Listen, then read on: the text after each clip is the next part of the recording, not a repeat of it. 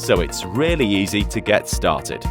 Use the Ethernet cable to connect the terminal and plug the power cable into the magic box. If you have an external pin pad and it is not already connected, remove the back cover of the terminal, using both hands to push it upwards. You will see a USB connector under a protective covering. Feed the pin pad cable under the protector and into the USB slot. Fit the cable into its groove and push the protector back into place, then slide on the back cover. Plug in the power cable. When the terminal lights up and the Elavon logo is displayed, you're ready for your first transaction.